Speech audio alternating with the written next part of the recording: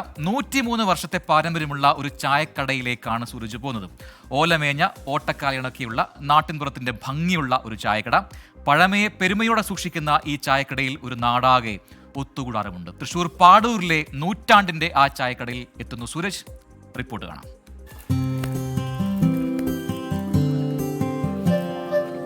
ചായയോടുള്ള പ്രണയം അത് തീർത്താൽ തീരാത്തതാണ്. ഒരു ചായ കുടിക്കാനാണ് ഈ യാത്ര. ഒരു ചായയിൽ എന്തെന്ന് ചിന്തിക്കുന്നവരുണ്ടാകും. പക്ഷേ ഈ ചായക്കും ചായക്കടക്കാരനും ചില പ്രത്യേകതകളുണ്ട്.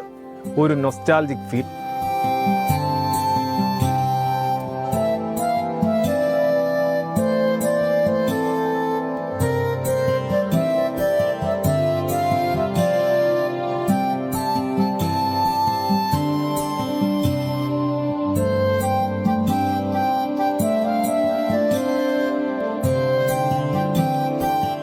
ഇതാണ് ആ ചായ തേടിയെത്തിയ ഇടം.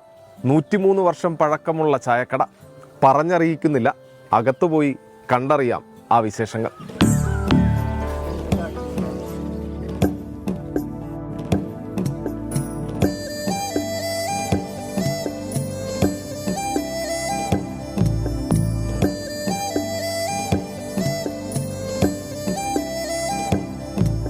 പഴമ പേറുന്ന ഈ കടയുടെ നടത്തിപ്പുകാരൻ സുനിച്ചേട്ടനെയാണ് ഈ കാണുന്നത്. സുനിച്ചേട്ടൻ ഇതിന്റെ വിശേഷങ്ങൾ പറയും. എങ്ങനെയാട്ടോ ഇതിന്റെ ഇപ്പോഴും നമ്മുടെ ഒരു പ്രത്യേകത എന്താ? പ്രത്യേകത എന്ന് വെച്ചാൽ ഇതിന്റെ 103 വർഷം കഴിഞ്ഞു ഈ ചായക്കട. അച്ചാച്ചനായിട്ടുള്ള ചായക്കടയാണ്. അതിപ്പോ അച്ഛൻ്റെ കഴിഞ്ഞിട്ട് ഞാനാണ് ഇപ്പോൾ കൊണ്ട് നടക്കുന്നത്. ഇപ്പോൾ ഇവിടെ പ്രത്യേകത വെച്ചാൽ എരുമപ്പാലിന് മാത്രമേ ഇവിടെ ചായ കൊടുക്കുള്ളൂ. അങ്ങനെയുള്ള കാര്യങ്ങൾ, പിന്നെ പുട്ട്, പപ്പടം, റൊട്ടി, അങ്ങനെയുള്ള ഐറ്റംസ് മാത്രമേ ഉണ്ടാവുള്ളൂ ഇവിടെ. പഴമ പേറുന്ന സാധനങ്ങൾ തന്നെയാണ്, അതായത് പാത്രങ്ങളായാലും അങ്ങനെയുള്ള കാര്യങ്ങളൊക്കെ തന്നെയാണ് അല്ലേ ഏട്ടാ? അതെ അതെ. വെള്ളം വെക്കുന്നത് കുഴിതാളി, പണ്ടത്തെ ഒരു 103 ഒക്കെ കഴിഞ്ഞിട്ടുണ്ടാവുക ഇതിന്. പിന്നെ ചെമ്പിലാണ് വെള്ളം വെക്കുന്നത്. അടുപ്പ് തീ കത്തിച്ചിട്ടാണ് ചായ വെക്കുന്നത്. അങ്ങനെയുള്ള പഴമയിലിനെ കൊണ്ട് നടക്കുന്നത് എല്ലാതും.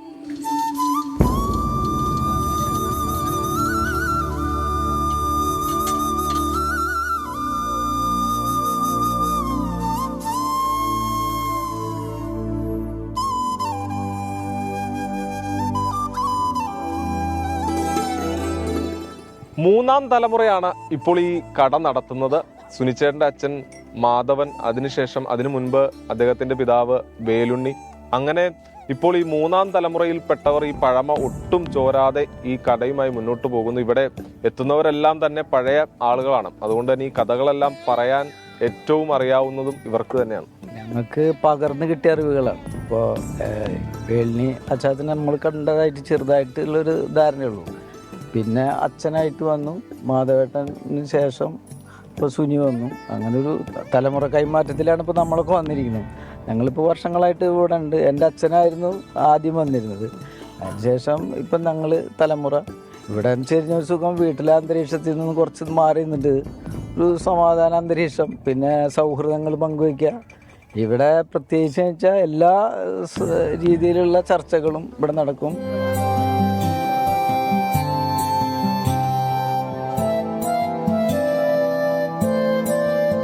രാവിലെ 5 മണിക്ക് തുറക്കുന്നതാണ് ഈ കട. വീട്ടിൽ തന്നെ വളർത്തുന്ന എരുമയെ കറന്നെടുക്കുന്ന പാല്, ആ എരുമപ്പാല് കൊണ്ടുണ്ടാക്കിയ രുചിയേറിയ ചായ കുടിക്കാനാണ് ഈ കാണുന്ന ആളുകളൊക്കെ എത്തുന്നത്.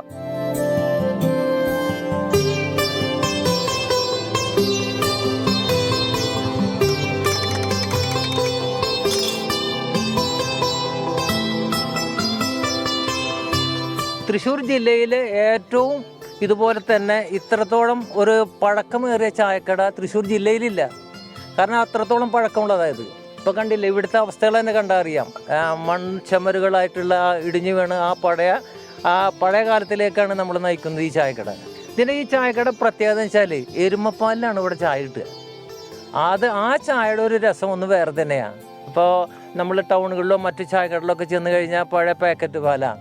പക്ഷേ അതിനപേക്ഷിച്ച് നോക്കുമ്പോൾ എരുമപ്പാലിൻ്റെ പ്രത്യേകത എന്ന് വെച്ചാൽ പഴയ ആളുകൾക്ക്, വാതരോഗമുള്ള ആളുകൾക്കൊക്കെ ഇത് പ്രധാനമായ ഒന്നാണ് ഈ എരുമപ്പാൽ. അപ്പോൾ എരുമപ്പാലിൻ്റെ നല്ല കൊഴുപ്പോട് കൂടിയ ചായ അത് നിങ്ങൾക്കറിയാം, കുടിച്ചവർക്കറിയാം ഇതിൻ്റെ പ്രാധാന്യത്തെക്കുറിച്ച്. ചായ കുടിക്കൽ മാത്രമല്ല ഇവിടുത്തെ പ്രത്യേകത, ഞാൻ നേരത്തെ പറഞ്ഞ പോലെ ഇവിടെ ഒരു സൗഹൃദ സംഗമമാണ്. ചക്കര പന്തലിൽ തേൻ വട ചൊരിയും ചക്രവർത്തി കുമാര ദാഹിച്ചു മോഹിച്ചു നിൻ പ്രേമയമുനയിൽ താമരവള്ളം തുഴയാ ദാഹിച്ചു മോഹിച്ചു നിൻ പ്രേമയമുനയിൽ താമരവള്ളം തുഴയാ.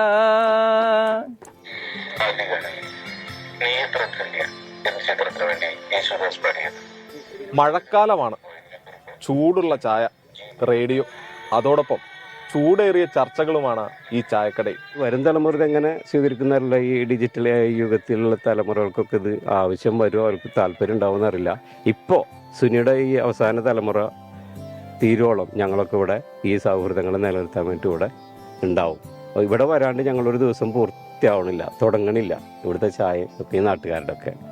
അപ്പോൾ ഈ അച്ചാച്ചനായിട്ട് ഞങ്ങൾ ഇതിൽ പോകുമ്പോൾ ചായ എത്തുമ്പോൾ ഞങ്ങളോട് ചായ 4 മണിക്ക് വരുമ്പോൾ ചായ കുടിച്ച മക്കളെ കയറിക്കോ എന്നൊക്കെ പറഞ്ഞു. അപ്പോൾ ഒന്ന് വരെ ചായ കുടിച്ച് പോകാറുണ്ട്. അങ്ങനെ തുടങ്ങിയാണ് ഞാൻ. അവിടുന്ന് തുടങ്ങി ഇടയ്ക്കിടയ്ക്ക് വന്ന് ചായ കുടിച്ച് തുടങ്ങി. ഇപ്പം സ്ഥിരമായി. ഇപ്പോൾ 2 ചായ കാലത്ത് ഇവിടുന്ന് കുടിക്കാണ്ട് പോകാറില്ല. എന്നും വരും. എന്ത് പണിയുന്നതിലും ഇവിടുന്ന് 2 ചായ കുടിച്ചിട്ടേ പോവുള്ളൂ. ബീഡിക്കറയിൽ കരിഞ്ഞ ഹൃദയത്തിലൂറുന്ന സ്നേഹത്തിനും കൊടും കയ്പാണ്. കീറിപ്പറിഞ്ഞൊരൻ ചുണ്ടിൻ്റെ ചുംബനം പോലും കഠാരതൻ കുത്തലാണെങ്കിലും ആരോ വരാനായി തുറന്നു വയ്ക്കുന്നു വാതിൽ, വരികിൽ ഒരിക്കലും എങ്കിലും.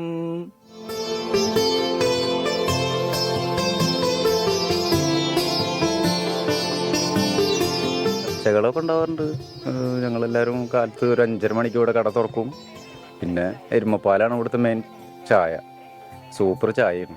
അത് ഒരു 103 കൊല്ലത്തോളമായി ഇവിടെ അച്ഛനായിട്ട് ഉണ്ടാക്കിയ ഒരു കടയാണത്. ശോഭയഴും നിറമുന്തിരി നിൻ സൗഹൃദമോ പകരുന്നു പവിഴം പോൽ പവിഴാതരം പോൽ പനിനീർ പൊന്മുകുളം പാട്ടും ചർച്ചയും ഒക്കെയായി ഒരു കപ്പ് ചായയിലൂടെ അങ്ങനെ ഒരു നാടൊന്നിക്കുകയാണ്. സൗഹൃദം മതിവരുവോളം നുണഞ്ഞ്. തൃശ്ശൂരിൽ നിന്നും ക്യാമറാമാൻ ബിനേഷ് ബാബുരാജിനൊപ്പം സൂരജ് സജി, 24.